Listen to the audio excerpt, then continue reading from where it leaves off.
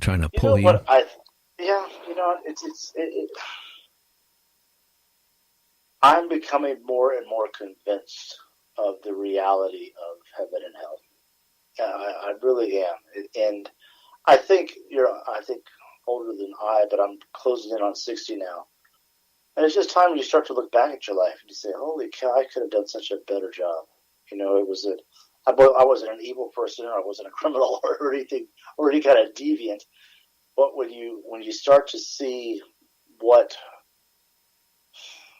you know, there's situations where you ask Jesus to step outside for a minute. Would you go away outside for a little bit and come back in about 3 hours? So those kind of things I personally start to think more about, because I knew that I was the smartest guy in the room until I met my wife. Uh-huh. And that was the end of that.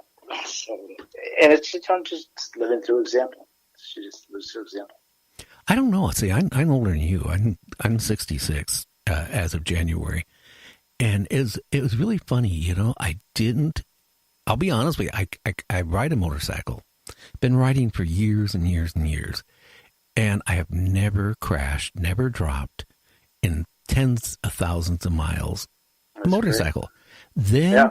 then September, I dropped my bike for the first time in 40 years, and I got hurt really bad, and it was not bad enough where I needed to stay in the hospital for a long time, but I was not hardly walking for a month and a half.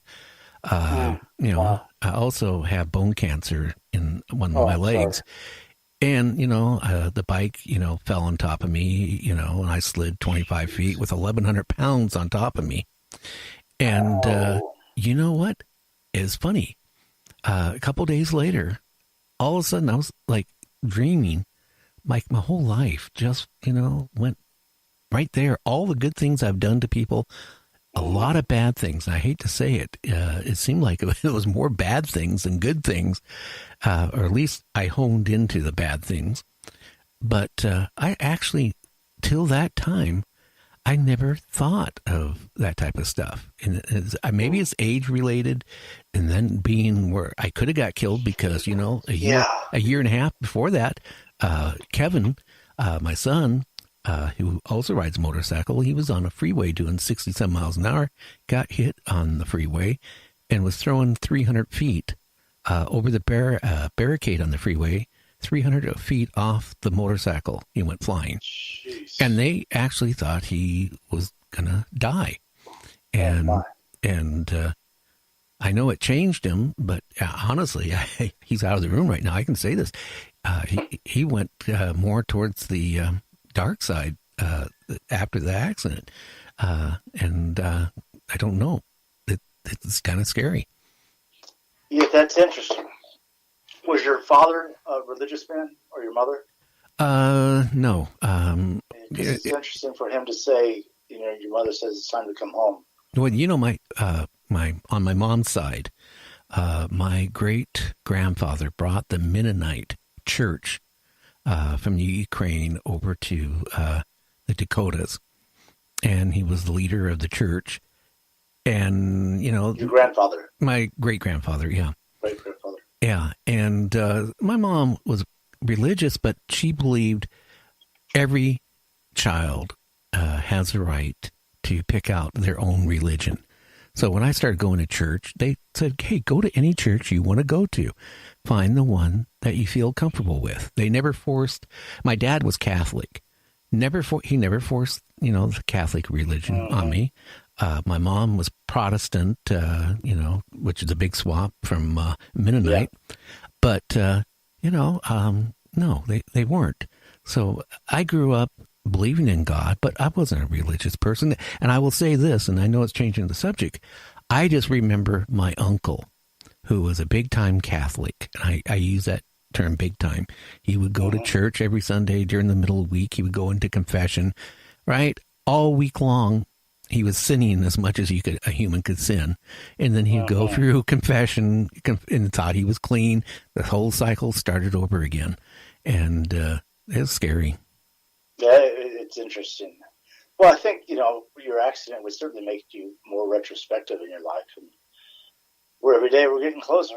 We're going to find out. I'll let you know. Yeah. Well, I don't know. There's all kinds of ways it dies. What I hate to do is like, I known another person back a few years ago. He was, oh God, in his mid 80s, still rode a motorcycle. And he had a major heart attack, and he actually died. And they brought him back, to life. And he lived for a couple days, and then he passed on. But I don't know. Some of the things, even when I went to visit him. I think it's all quality of life.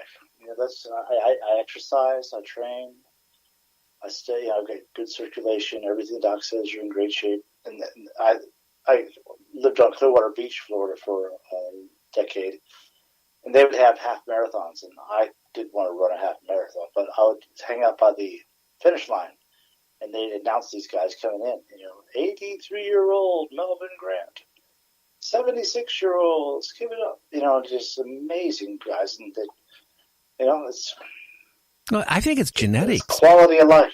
No, I think it's genetics, because 2 times in my life, when I was in my early 20s, I used to ride a road bike a lot, and I ride like 20 miles a day, every day.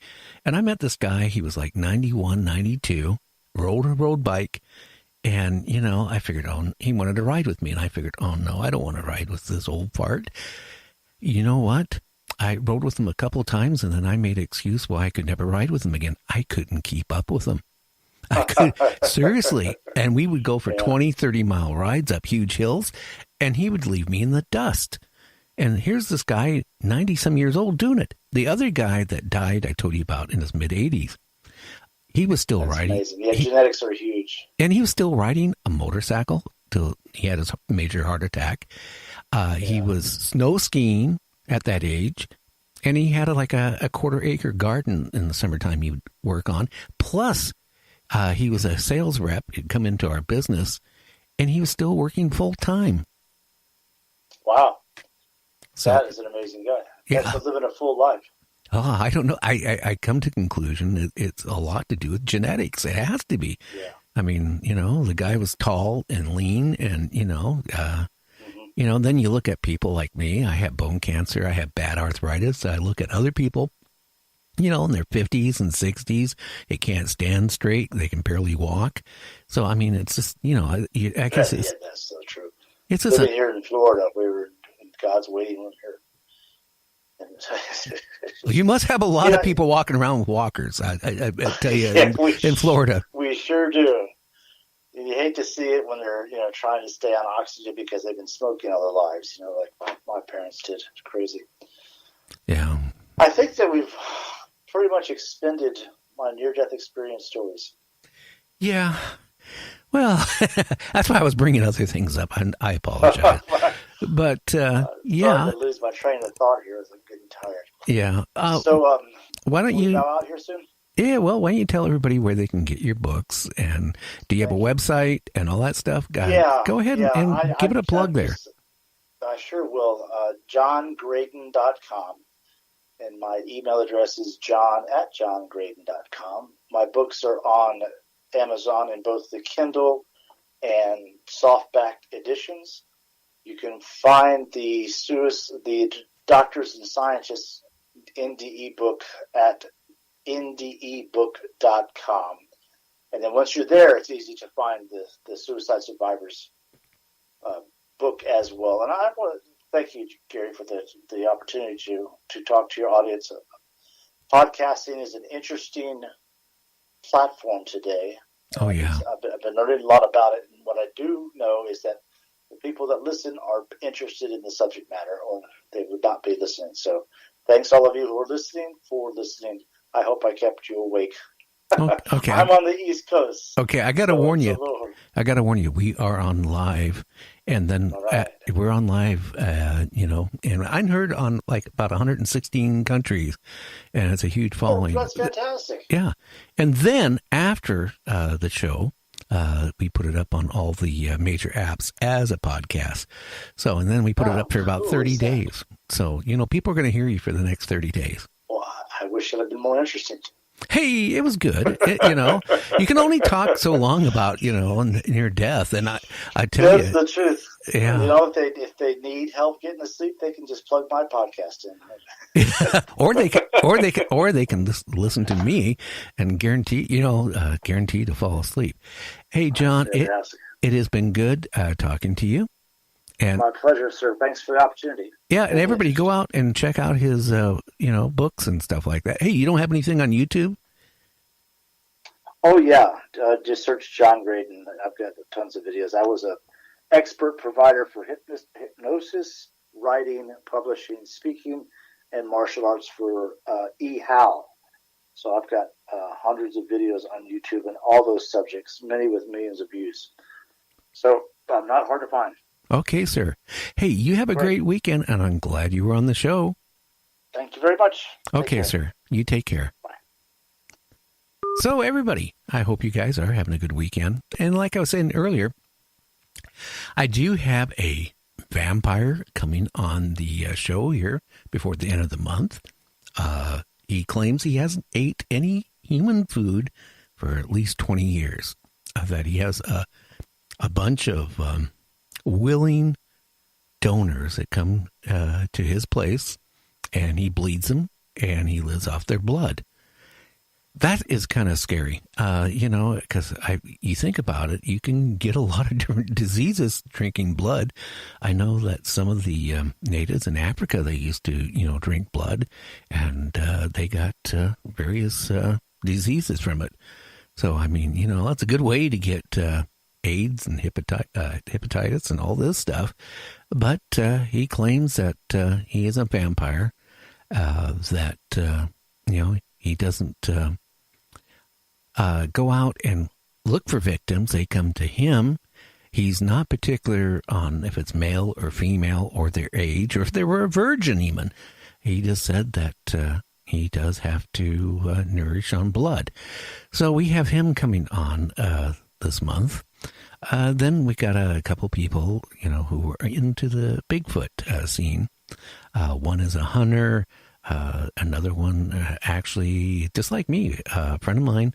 I've repeated this a couple times, but we were out in the Canadian Rockies and we ran into a Bigfoot. So you can't convince me there isn't something, because I don't want to ever go through that experience again. I'll tell you that.